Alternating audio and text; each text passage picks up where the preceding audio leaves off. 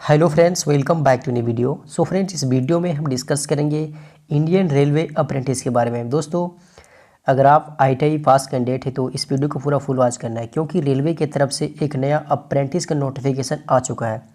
जो नोटिफिकेशन है, ये नोटिफिकेशन आपका north east frontier railway. Total post की बात करिए, टोटल पोस्ट इसमें बहुत ही अच्छा पोस्ट आपका 5,647 पोस्ट है, जिसमें आपको ITI के विभिन्न ट्रेड को मौका दिया जा रहा है। किस किस ITI ट्रेड वाले अप्लाई कर सकते हैं इस फॉर्म को, उसके बारे में डिटेल में जानेंगे। रेलवे से अप्रेंटिसशिप करने से आपको क्या फ़ायदा मिलने वाला है, इसके बारे में बात करेंगे, क्योंकि बहुत सारे कैंडिडेट को रेलवे अप्रेंटिस के बारे में नहीं पता है।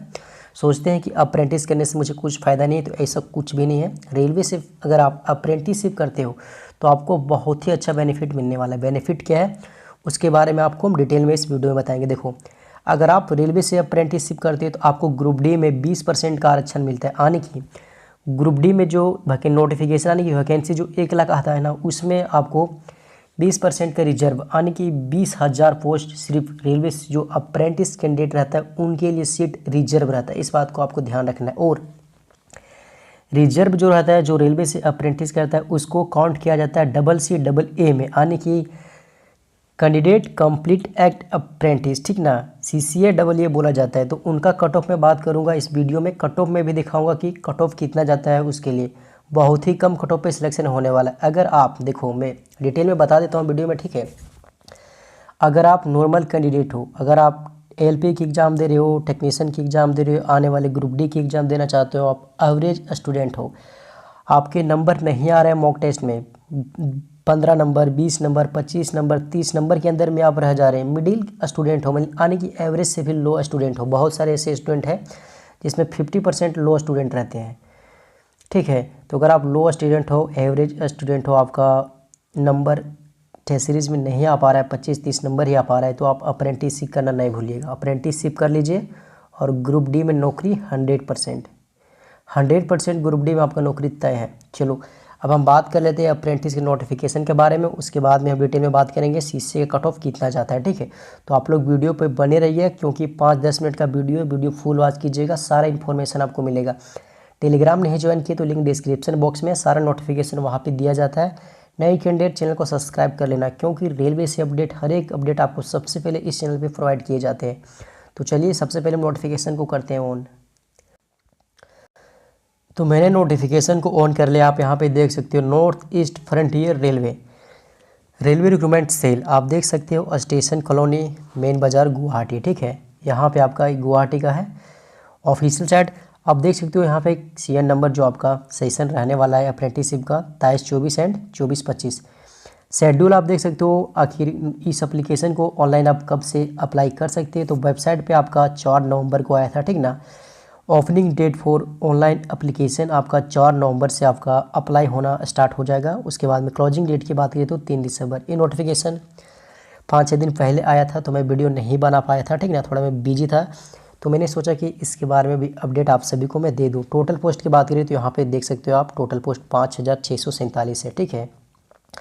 अब हम बात कर लेते हैं इसका जो किस किस ITI वाले ट्रेड अप्लाई कर सकते हैं। सबसे पहले मैं बता देता हूँ एज, ठीक है। एज आपको 15 से लेकर 24 वर्ष मान लो, ठीक है। 15 से लेकर के आपका 24 वर्ष के बीच में रहना चाहिए, ठीक ना। SC/ST के लिए 5 वर्ष और OBC के लिए 3 साल का आरक्षण भी दिया जाता है। उसके बाद हम बात करेंगे इसमें सिलेक्शन प्रोसेस क्या है। तो सिलेक्शन प्रोसेस बहुत ही ईजी आपका सिलेक्शन प्रोसेस है।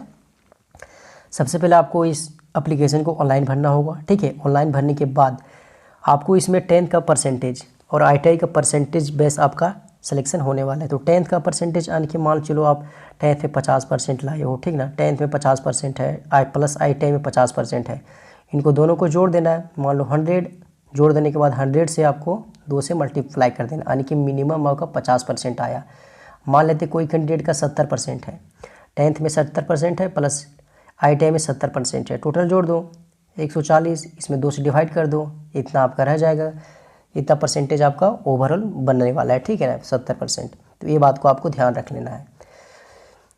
चलिए, अब हम बात करते हैं किस किस ITI वाले ट्रेड अप्लाई कर सकते हैं। तो यहाँ पे आप देख सकते हो, देखो डिवीज़न, सबसे पहले बता दो कितने डिवीज़न है। तो टोटल 8 डिवीज़न है, ठीक ना। टोटल 8 डिवीज़न में आपको अप्लाई करना है। इसमें से किसी एक डिवीज़न में आप फॉर्म को अप्लाई कर सकते हैं।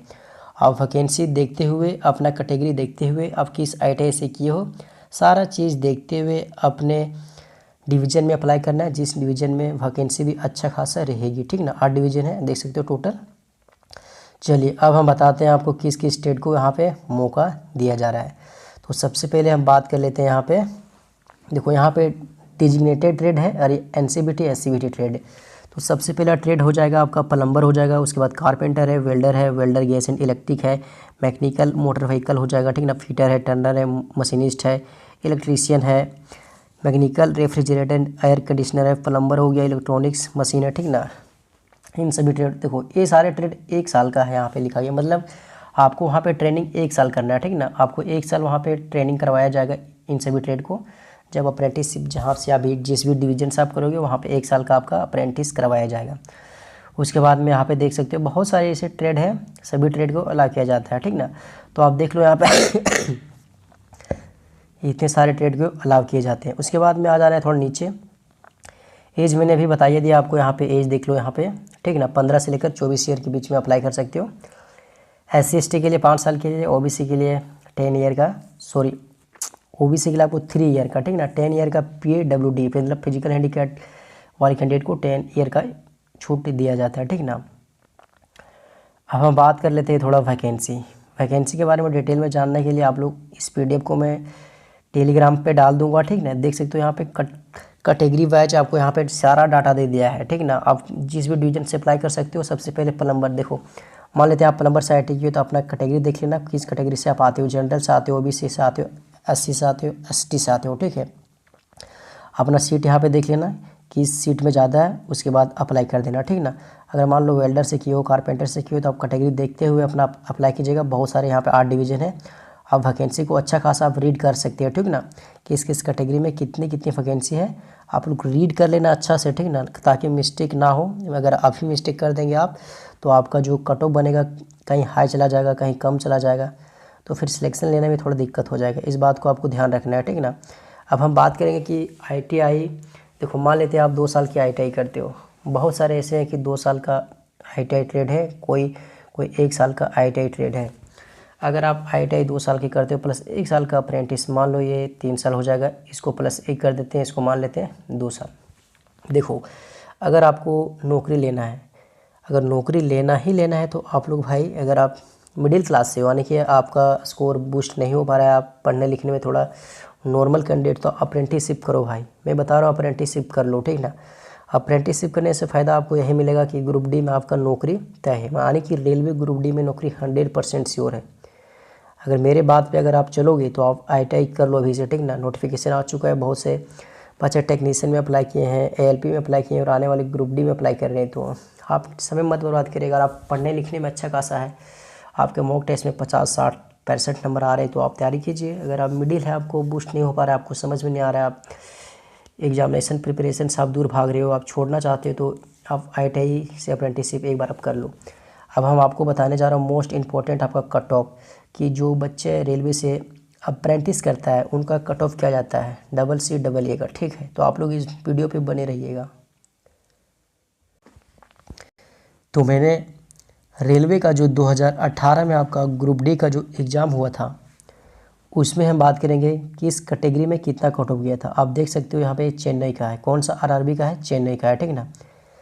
लगभग आपको पता होगा रेलवे में टोटल 21 RRB है, ठीक ना। तो सभी RRB में CCA कैंडिडेट का कट ऑफ सेम जाता है, ठीक ना। कोई RRB में ऐसा नहीं कि बहुत ज़्यादा चला गया, 1-2 नंबर का सिर्फ डिफरेंट रहता है, इससे ज़्यादा आपको डिफरेंट नहीं मिलेगा।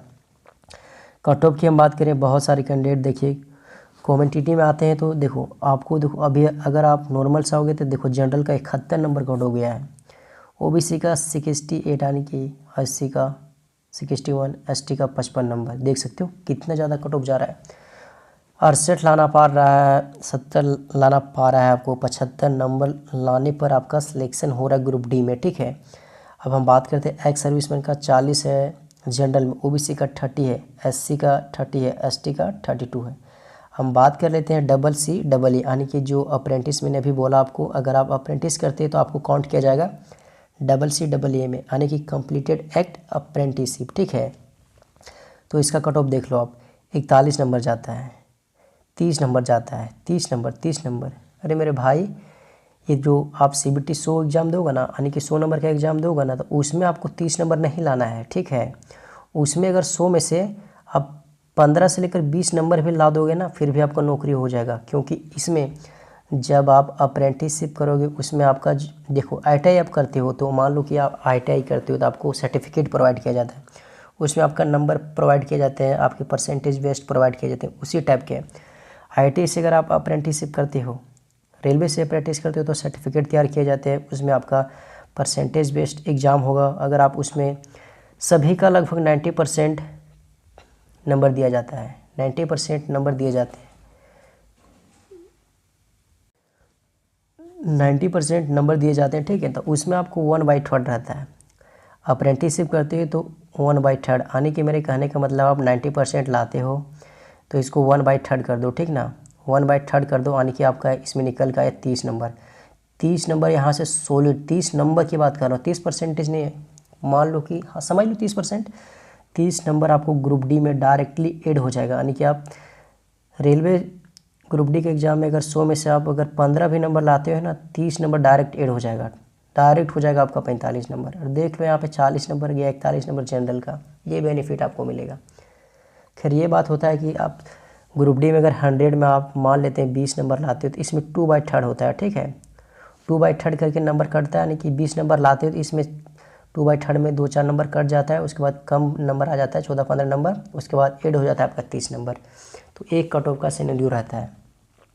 डिटेल में एक वीडियो में बता दूंगा 1/3 और 2/3 का, 2/3 का क्या सिनेरियो है और 1/3 का, इसके बारे में नेक्स्ट वीडियो में आपको बता दूंगा। आप कमेंट करके मुझे बताना एक कैसे रूल मतलब फॉलो होने वाला है, तो आप लोग बताना। तो मिलते हैं नेक्स्ट वीडियो में।